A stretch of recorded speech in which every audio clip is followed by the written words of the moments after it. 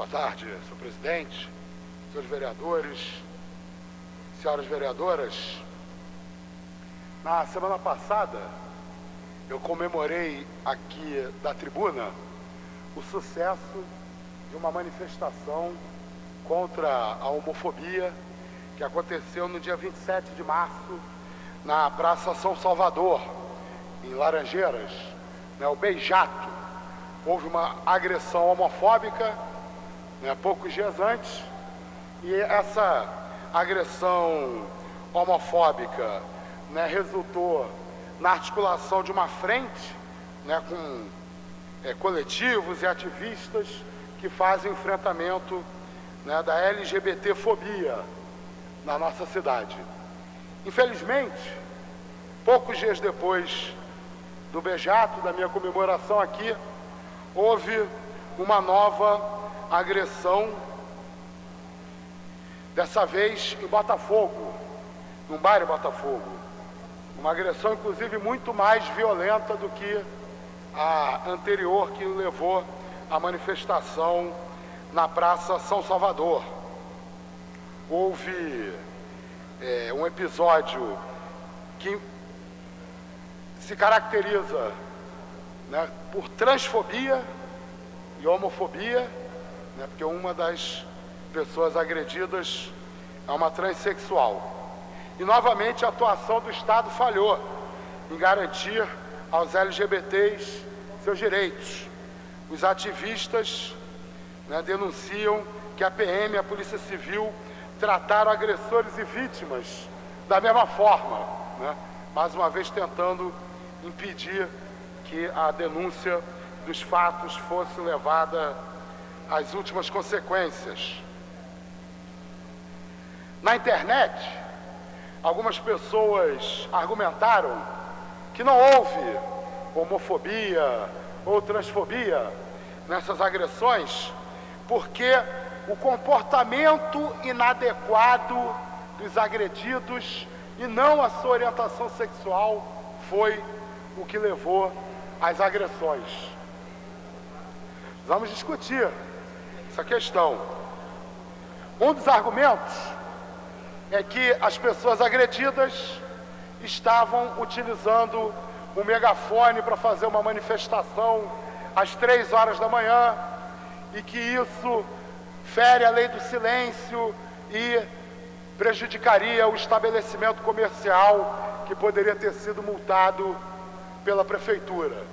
Bom, por esse argumento, o estabelecimento comercial deveria ter chamado a polícia, e não o dono do estabelecimento e os seus empregados se armarem de facão e pedaço de pau e espancarem as 3 pessoas que estavam se manifestando em torno de um megafone.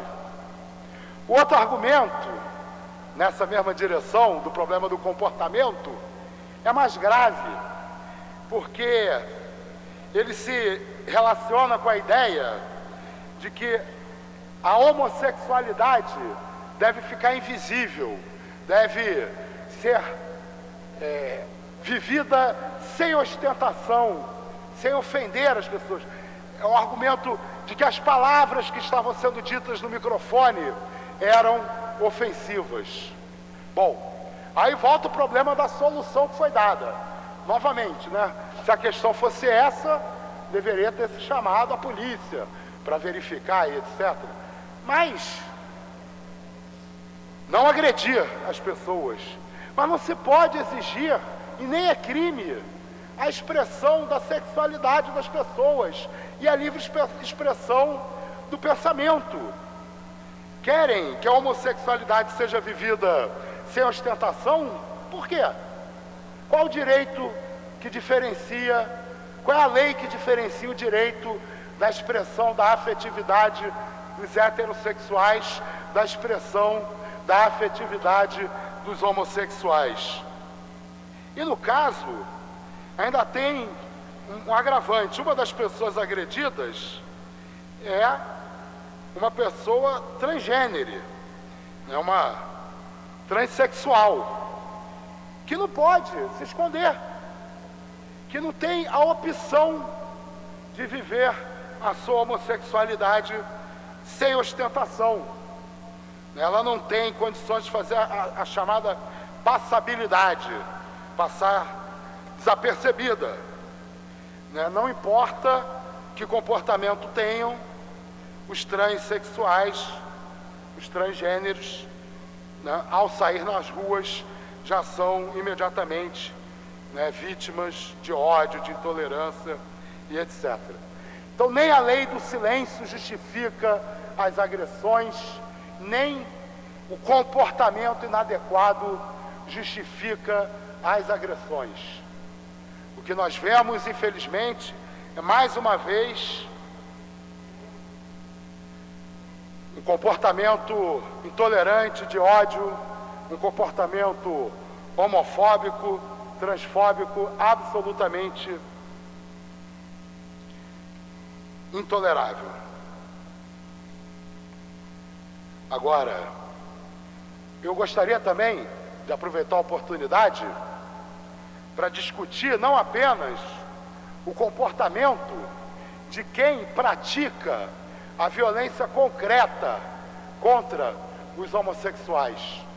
Nós também precisamos responsabilizar aqueles que são chamados de os amoladores de faca, como no belíssimo texto do professor, doutor em psicologia da USP, Luiz Antônio dos Santos Batista, a atriz, o padre e a psicanalista, os amoladores de faca, em que o professor procura entrar no debate de como que os discursos que desumanizam os homossexuais, os discursos que naturalizam a agressão, são responsáveis por um ambiente social, um ambiente político, um ambiente cultural que permite que as agressões aconteçam de fato, na prática. Quando, como cita o professor, uma psicanalista, num programa de televisão, ao responder a uma pergunta de um adolescente sobre a homossexualidade, diz que a homossexualidade está relacionada ao complexo de Édipo mal resolvido, à falta de amor na infância. Ela pode aparentemente estar fazendo um discurso tolerante, mas não é tolerante, é intolerante, é amolar a faca, caracterizar a homossexualidade como uma doença, ou como uma disfunção, ou como qualquer coisa que seja resultado de um problema psicológico. Isso é amolar as facas. O professor não cita, mas eu quero citar.